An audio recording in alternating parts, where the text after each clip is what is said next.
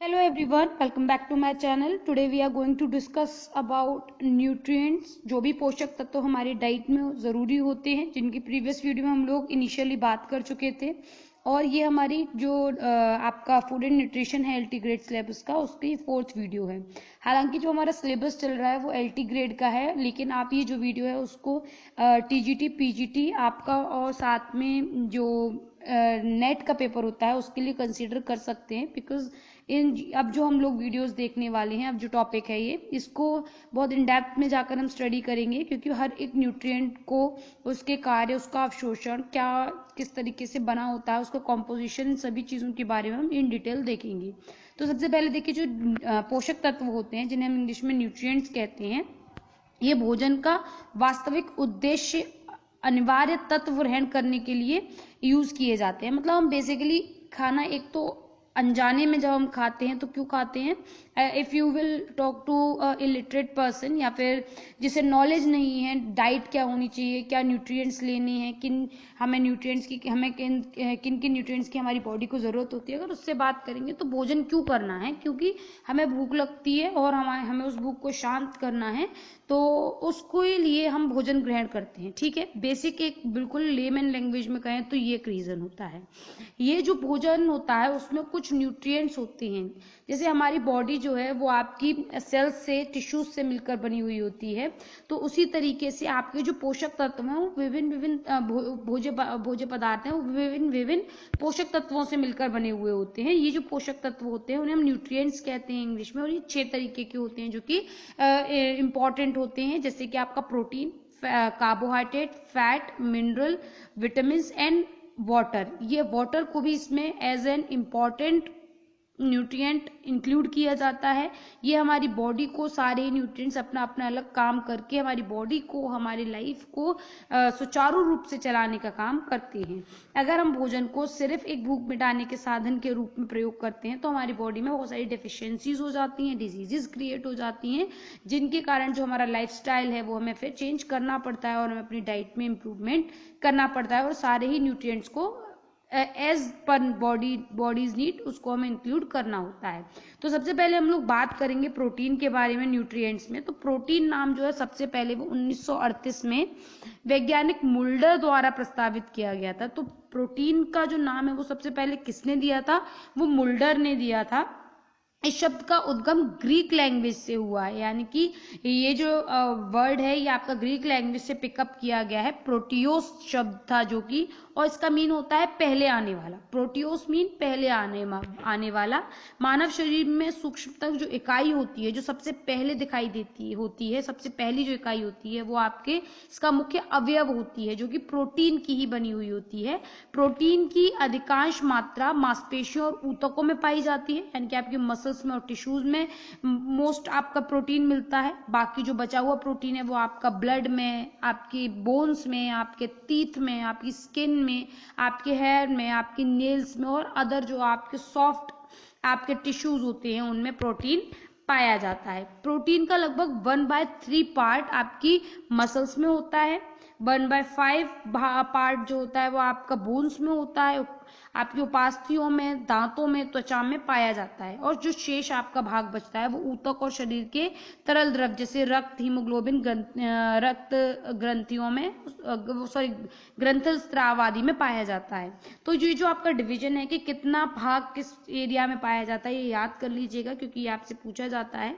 फिर उसके बाद हम बात करते हैं प्रोटीन के कॉम्पोजिशन यानी कि संगठन के बारे में। तो ये अपने आप में एक कार्बनिक यौगिक है जो कि अमीनो अम्ल से बना होता है। अगर आपसे पूछा जाए कि what is the basic unit of protein, तो अमीनो एसिड्स होते हैं बेसिक यूनिट इसकी।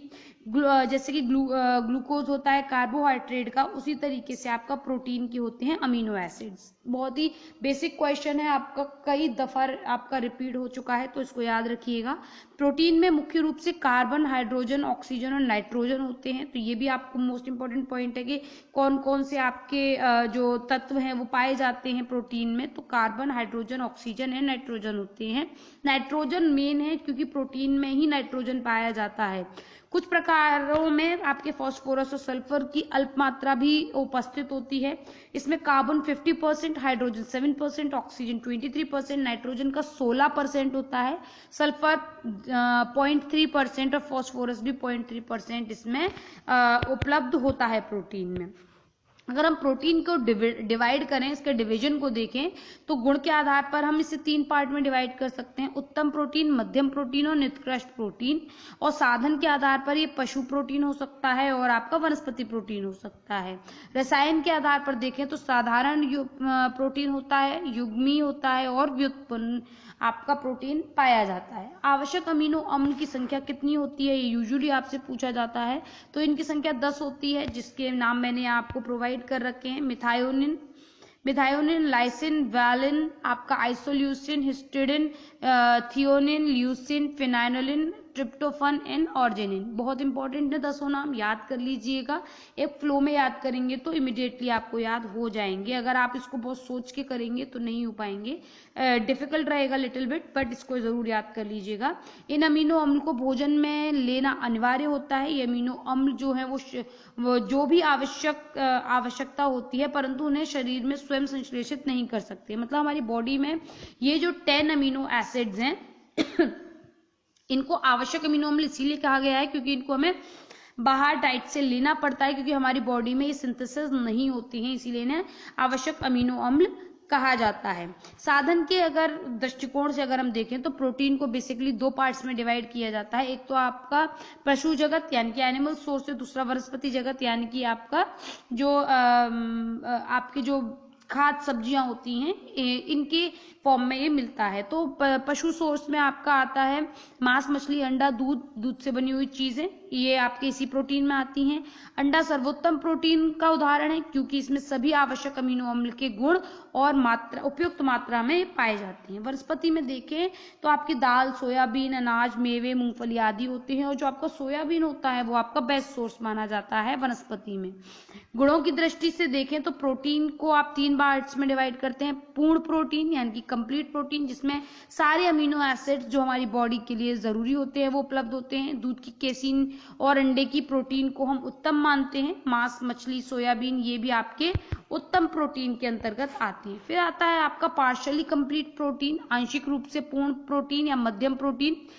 वो भोज्य पदार्थ जिनमें 1 या 2 अमीनो एसिड्स कम होते हैं, जैसे जो कि दालों में पाई जाती है, ये अकेले वृद्धि या विकास नहीं कर पाते, इनके साथ में हमें फूड ब्लेंड करके इंक्लूड करना पड़ता है डाइट में, जिससे आपके जो न्यूट्रिएंट्स अनुपस्थित है पर्टिकुलर एक फूड में तो वो दूसरा फूड उपलब्ध करा दे। तीसरा आता है आपका इनकम्प्लीट प्रोटीन, बहुत कम आवश्यक अमीनो अम्ल पाए जाते हैं इसमें, न शरीर की वृद्धि होती है और ना ही कोशिका का निर्माण होता है। यदि इसमें उत्तम या मध्यम प्रोटीन मिलाकर प्रयोग किया जाए तो ये यूजफुल हो सकते हैं, जैसे रोटी के साथ दूध को ले लेना आपका, ये आपका एक अच्छा कॉम्बिनेशन हो सकता है डाइट में। फिर उसके बाद अगर हम रासायनिक क्रिया की दृष्टि से प्रोटीन को 3 पार्ट्स में डिवाइड करें, एक होती है सिंपल प्रोटीन, साधारण प्रोटीन। इस प्रोटीन में केवल अमीनो अम्ल होते हैं और ये जल अपघटन के बाद सिर्फ अमीनो एसिड्स में डिवाइड होते हैं, जैसे अंडे का एल्ब्यूमिन, रक्त का ग्लोब्यूलिन, मक्के की जीन, त्वचा व बाल के कोलेजन और कैरेटिन। देखिए ये यहाँ सिर्फ एग्जाम्पल नहीं है, आपको ये भी याद रखना है, आपसे पेपर में पूछा जाए कि मक्के में कौन से नाम का प्रोटीन पाया जाता है तो जीन पाया जाता है। रक्त में किस प्रकार का प्रोटीन होता है तो ग्लोबिन पाया जाता है। त्वचा में कोलेजन होता है, बालों में कैरेटिन होता है, अंडे में एल्ब्यूमिन होता है। तो ऐसे क्वेश्चन पिकअप होते हैं, पर्टिकुलरली कहीं लिख के नहीं मिलेगा आपको कि आपके इसमें ये होता है, इस तरीके से ये आपका क्वेश्चन बन सकता है। तो बेसिकली एक बुक से पढ़ने पर और एक गाइड के एक जो गाइड होते हैं जो पढ़ाते हैं उनकी हेल्प से पढ़ने पर यही डिफरेंस होता है कि वो आपको बता देते हैं कि यहाँ से क्वेश्चन कैसे फॉर्म हो सकता है और आपको उसको किस तरीके से याद करना है। ठीक है, तो आपको ये जो एग्जाम्पल्स दे रखे होते हैं उनमें भी एक अलग क्वेश्चन को तैयार करने की कैपेबिलिटी होती है। ठीक है, तो उसके बाद हम लोग बात करते हैं युग्मी प्रोटीन के बारे में। अमीनो अम्ल के अलावा इसमें दूसरे पदार्थ भी उपस्थित होते हैं, जैसे हीमोग्लोबिन में प्रोटीन के साथ में आयरन होता है। तो अब आपसे पूछा जा सकता है, जैसे कि एक तो यही पूछ लिया जाएगा जाएगा कि हीमोग्लोबिन में कौन से प्रोटीन के साथ में कौन सा जो पदार्थ है वो उपलब्ध होता है, या फिर आपसे पूछा जा सकता है कि युग्मी प्रोटीन का एक उदाहरण बताइए, तो आप बता सकते हैं हीमोग्लोबिन है। लाइपोप्रोटीन जो है इसमें प्रोटीन और फैट होती है, ये भी आपका युग्मी प्रोटीन का एक अच्छा एग्जाम्पल है। उसके बाद व्युत्पन्न प्रोटीन होती है, थर्ड डिवीजन आपका ताप व एंजाइम की प्रक्रिया तथा भौतिक शक्तियों व जल विश्लेषण अभिकरणों की क्रिया द्वारा ये प्रोटीन के आंशिक खंडन के परिणाम स्वरूप उत्पन्न प्रोटीन व्युत्पन्न प्रोटीन कहलाती है। जैसे जमे हुए रक्त में फाइब्रिन प्रोटीन, पके हुए अंडे में एल्बुमिन प्रोटीन, ये इसके उदाहरण थे। अब हम बात करते हैं, डिवीजन हमने देख लिया, हमने कॉम्पोजिशन देख लिया, अब हम बात करते हैं इसके सोर्सेज की भी हमने बात कर लिया, और अब हम पाचन और अवशोषण के बारे में बात कर लेते हैं। तो प्रोटीन अपने सरलतम रूप में यानी कि सिंपलेस्ट फॉर्म में अमीनो एसिड में चेंज होता है। किस में चेंज होता है? अमीनो एसिड में। इसमें से क्वेश्चन ऐसे भी बन जाएगा कि प्रोटीन का जो आपका सिंपलेस्ट फॉर्म है वो क्या है, या फिर बेसिक यूनिट क्या है, तो वो अमीनो अम्ल होती है। प्रोटीन का पाचन मुख में नहीं होता है, आपके जो मुंह होता है, मुख में केवल आपका कार्बोहाइड्रेट का डाइजेशन होता है, क्योंकि प्रोटियोलाइटिक जो एंजाइम होता है वो प्रोटीन तोड़ने वाला एंजाइम है, जो कि यहाँ पर प्रेजेंट नहीं होता है। आमाशयिक रस में प्रोटीन पर क्रिया करने वाला पैप्सिन और रेनिन एंजाइम उपस्थित होता है, परंतु पैप्सिन अक्रियाशील अवस्था में यहाँ पर रहता है। देखिए हर एक पॉइंट में से 2-2, 3-3 क्वेश्चन डेवलप हो सकते हैं। आपको अगर समझ में आता है कि कौन सा क्वेश्चन कहाँ से डेवलप हो सकता है, तो आप मुझे कमेंट सेक्शन में बताएंगे। अगर आपको समझ नहीं आता है तो अभी आप बताएंगे, ताकि मैं आगे से कोई वीडियो बनाऊं तो उसमें आपको इमीडिएटली बताती जाऊं। अगर मैं ये साथ में बताऊंगी तो वीडियो अननेसेसरी काफी लंबा हो जाता है कभी कभी। तो चीजों को समझने की अपने आप कोशिश कीजिए कि यहाँ से किस तरीके का क्वेश्चन डेवलप हो सकता है। या तो आप नोट्स परचेज कर लीजिए और उसके बाद अपने क्वेश्चंस फॉर्म कीजिए, या फिर आप वीडियो में से देख देख के क्वेश्चंस को फॉर्म कीजिए कि कैसे कैसे हो सकते हैं। ठीक है। उसके बाद में आपका रेनिन एंजाइम दूध पर क्रिया करके प्रोटीन को केसिन में जमा देता है। पैप्सिन की क्रिया से अपघटित होकर प्रोटीन पैप्टोन और पेप्टाइड में चेंज हो जाता है। देखिए ये क्वेश्चन आपका पीजीटी में आई थिंक अभी रिसेंटली पूछा गया था। फिर है डिओडेनम के रस में ट्रिप्सिनोजन और काइमोट्रिप्सिन एंजाइम निष्क्रिय अवस्था में पाए जाते हैं। छोटी हाथ से निकलने वाला जो एंट्रोकाइनेज एंजाइम इन पर क्रिया कर उनको अपनी क्रियाशील रूप में यानी कि ट्रिप्सिन और काइमोट्रिप्सिन में चेंज कर देता है। प्रोटीन पर इन दोनों की प्रक्रिया होती है। इसका रिजल्ट ये रहता है कि पॉलीपेप्टाइड और पेप्टाइड इनसे हमें प्राप्त हो जाते हैं। और लास्ट में आंत में पाए जाने वाला जो आपका एरिप्सिन एंजाइम की क्रिया से प्रोटीन अमीनो अम्ल में परिवर्तित हो जाता है, और आपका विलाय जो होती है, विलाय प्रोटीन का अवशोषण कर लेती है। तो प्रोटीन का एब्सॉर्प्शन कहाँ होता है वो आपको पता होना चाहिए, वैलीज में होता है, और रक्त प्रवाह में पहुंचकर कोशिका द्वारा ये उपयोग में लाए जाते हैं। अब हम लोग बात कर लेते हैं प्रोटीन के कार्य यानी कि फंक्शंस के बारे में। तो ये हमारी बॉडी में वृद्धि विकास का काम करता है, क्षतिपूर्ति और रखरखाव का काम करता है, ऊर्जा उत्पन्न करने का काम करता है, एंजाइम्स एंड हार्मोन्स के निर्माण का काम और रोग प्रतिरोधक क्षमता को उत्पन्न करने का काम भी करता है। अगर हम इसकी कमी का प्रभाव देखें कि अगर जैसे कि हम डाइट में प्रोटीन को कम इंक्लूड कर रहे हैं तो उससे क्या प्रभाव होगा। देखिए एक तो क्वाशियरकर रोग हो जाएगा। क्वाशियरकर कब होता है? ये प्रोटीन की कमी से होता है, और ऊर्जा पर्याप्त नहीं मिलती है तब होता है। सूजन चेहरे पर और आपके शरीर पर आ जाती है। इसमें स्वभाव चिड़चिड़ा होने लगता है, चेहरे पर बालों की चमक घटने लगती है, आपकी त्वचा रूखी सूखी हो जाती है, खून की कमी होने लगती है, आपका अतिसार की शिकायत हो जाती है, भूख कम लगती है, आपकी जो इम्यून सिस्टम है वो भी खराब होने लगता है, विटामिन की जो न्यूनता है वो हो जाती है, यकृत यानी कि लिवर बढ़ जाता है, पेट निकला हुआ जैसा दिखाई देता है। दूसरा रोग जो है वो मैरस्मस हो जाता है प्रोटीन की कमी से, जो कि प्रोटीन और ऊर्जा की कमी के कारण होता है। इसके लक्षण है वृद्धि रुक जाना, उल्टी दस्त होना, बच्चे का दिन प्रतिदिन सूखना, पानी की कमी होना, सामान्य से कम ताप रहना बॉडी का, पेट का सुकड़ना और गैस से फूलना, कमजोर मांसपेशियां। तो प्रोटीन के बारे में बेसिकली हम सारी चीजें देख चुके हैं। अगर आपके पास कोई क्वेश्चन हो इससे रिलेटेड, प्रोटीन में अगर आपको लगता है कि अभी कुछ बच गया है, कोई रह गया है, या कुछ चीज समझ में नहीं आई है, तो आप कमेंट सेक्शन में पूछिएगा।